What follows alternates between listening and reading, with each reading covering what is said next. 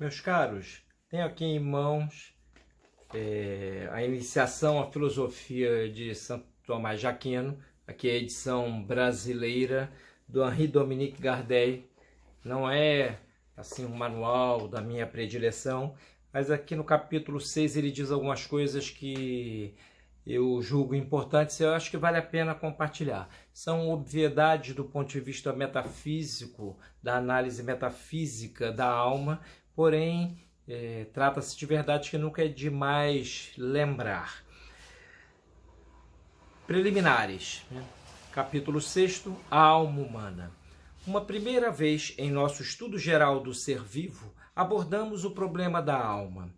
Eis o que concluímos.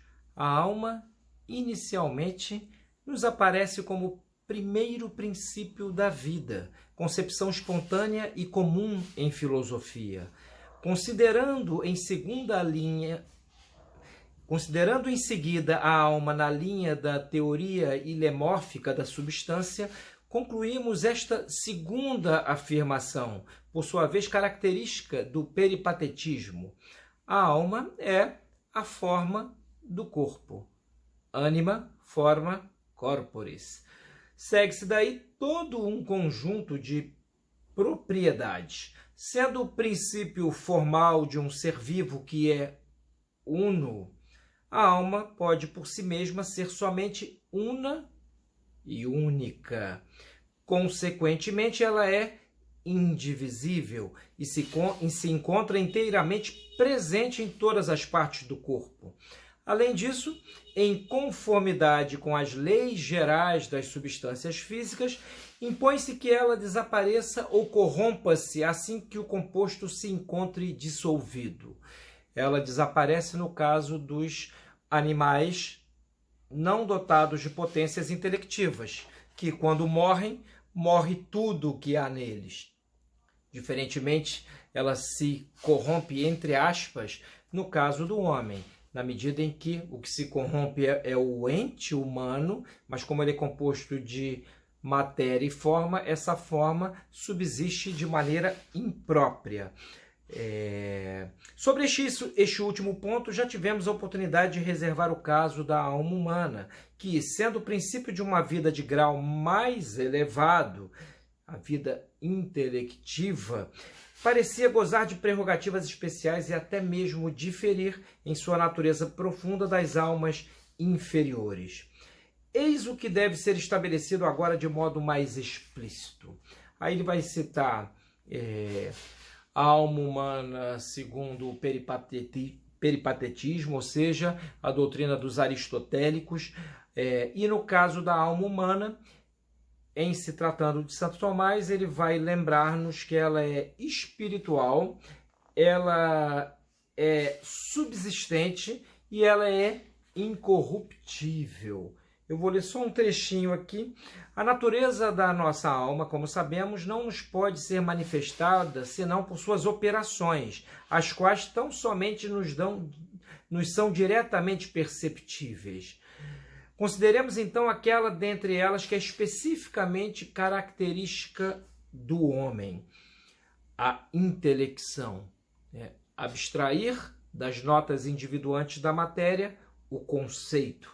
Quanto a seu objeto, inicialmente, todas as naturezas corporais, com efeito, já que podem ser apreendidas por nossa faculdade superior de conhecimento, impõe-se que essa faculdade não seja determinadamente nenhuma dessas naturezas.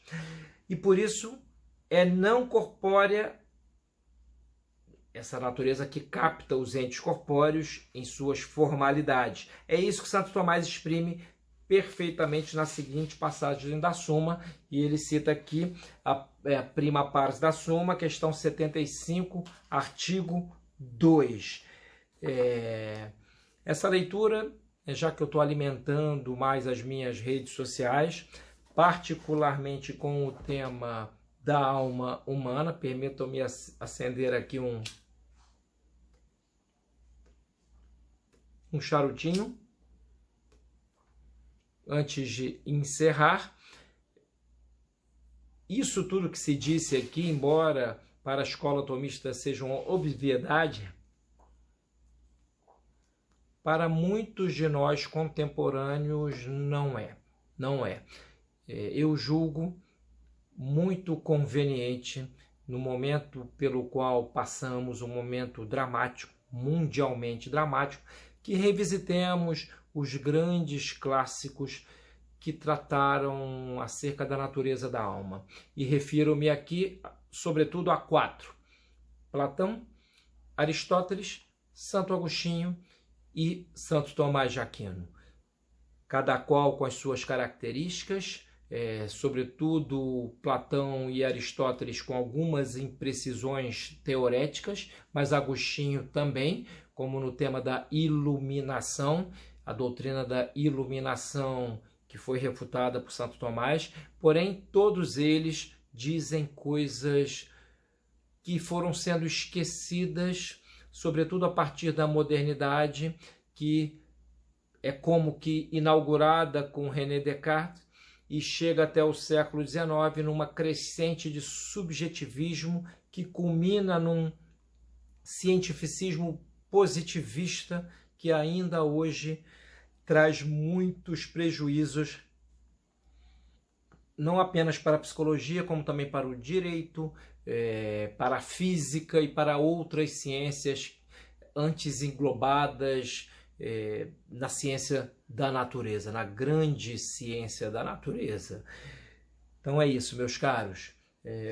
O Gardel é um autor de certa relevância e não custa ler um trecho aqui desta que é sua obra, digamos assim, bastante introdutória para quem queira adentrar a catedral do tomismo. Como eu disse, não é a obra de minha predileção, a obra de apresentação de Santo Tomás de minha predileção, mas tem coisas boas, tem coisas boas. É preciso reconhecer que esses homens de língua francesa, ao longo do século XX, que adentraram o tomismo, eles realmente mantiveram acesa a chama, pelo menos até o último quartel do século XX, aquela chama que foi acesa a partir da publicação no século XIX, no final do século XIX, da encíclica Aeterni Patris pelo Papa Leão XIII. Então, tenhamos isso em vista. A alma humana é a forma substancial do corpo, ela é incorruptível, ela é imaterial e ela é subsistente. E, além de ser isso tudo, ela é capaz de assimilar as formalidades do ser, fazendo com que nesta assimilação nós nos identifiquemos com as coisas que conhecemos de uma perspectiva metafísica e gnoseológica. Aquele abraço, meus amigos.